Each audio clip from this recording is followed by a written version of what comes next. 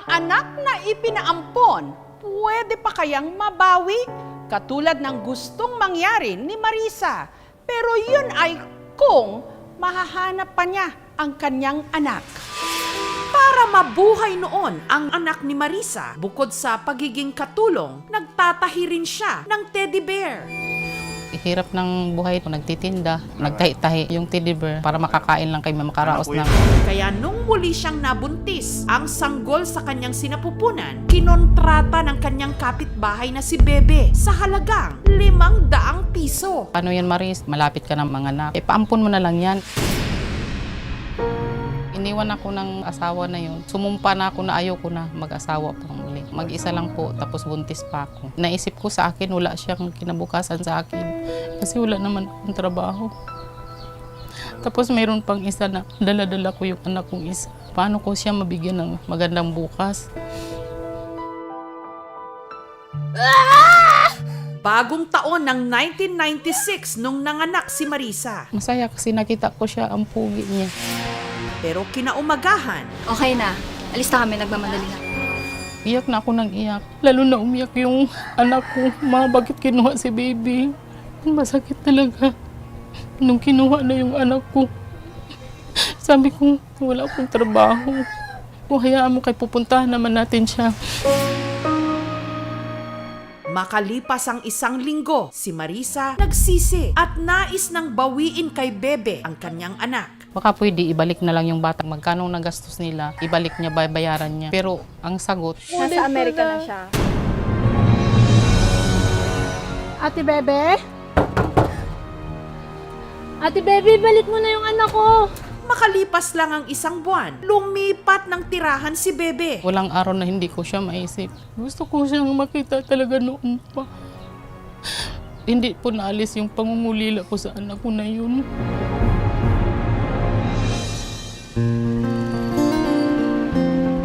Makalipas ang 26 na taon, si Marisa naiayos na ang kanyang buhay ngayon. Nakapagpundar ng tindahan. Ang kanyang anak, may kanya-kanya na ring pamilya.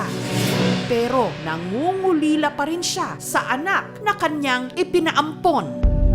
Araw-araw, hindi talaga maalis sa isip mo. Kahit may ginagawa ka, musagi sa isip mo yung anak mo. Ano na kaya siya ngayon?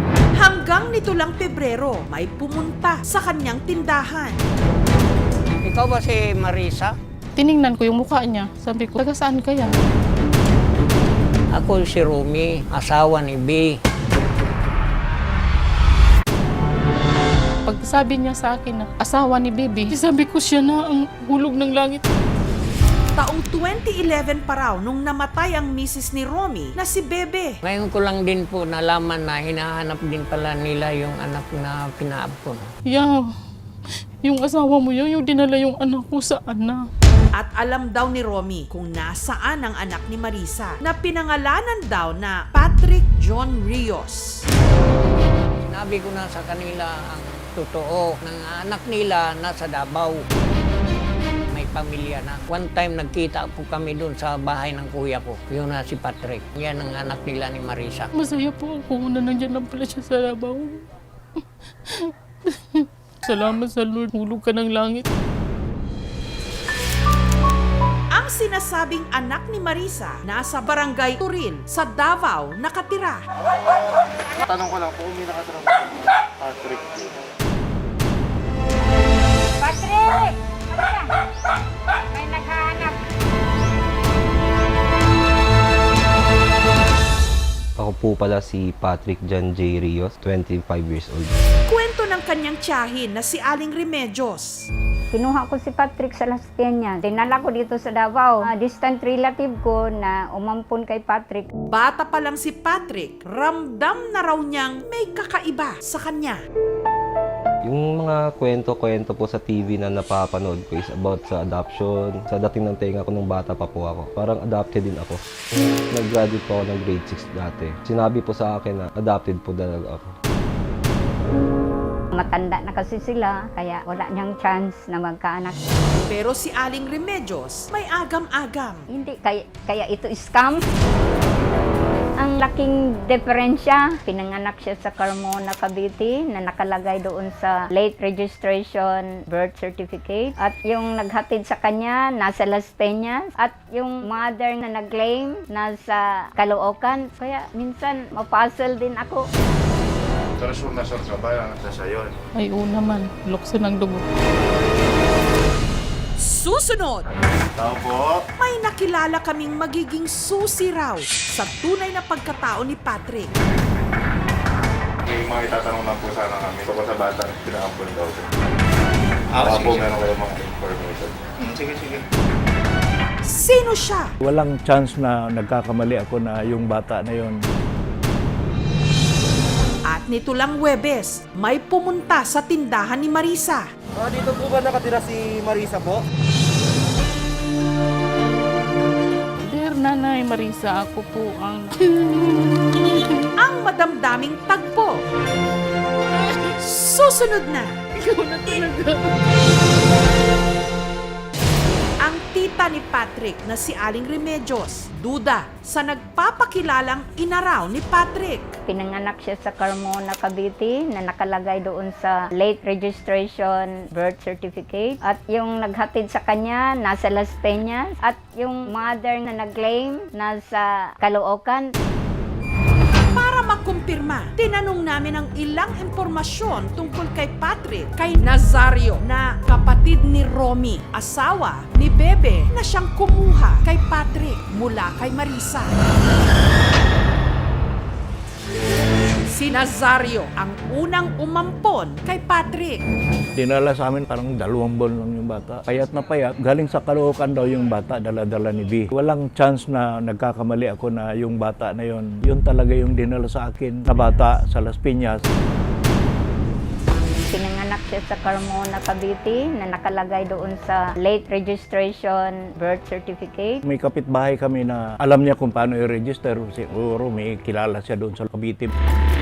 Kaya si Aling Remedios nakumbinsi. Patrick, kung baka sakali magkasundo man kayo ng tunay na mama mo, sana hindi ka magbago. Huwag mo kaming kalimutan.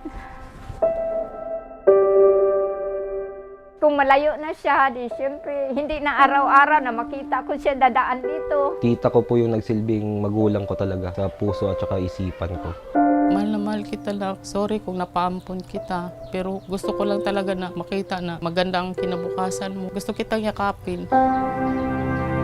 Ang mahigpit. Makalipas ang mahigit 2 dekada, si Patrick lumuwas mula Davao papunta ng Caloocan para harapin ang babaeng nagluwal sa kanya.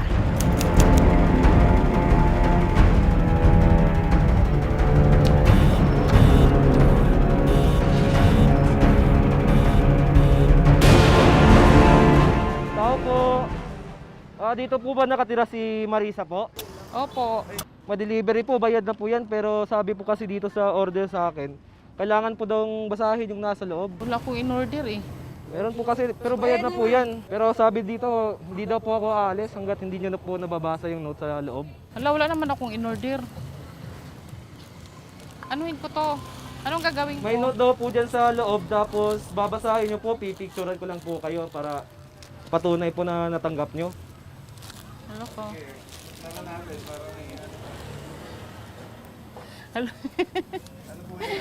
Beer po. Ang dineliver na teddy bear may kalakip na sulat. Dear Nanay Marisa, ako po ang nawawala ninyong anak. Patrick.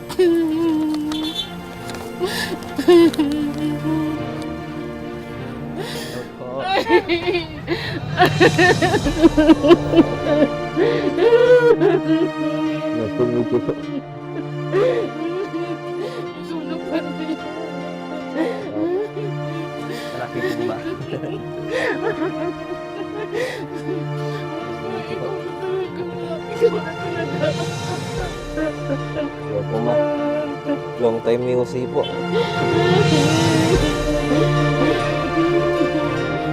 Salamat naman nakita kita ulit. Salamat talaga lang. Salamat sa Lord. Basta kayo.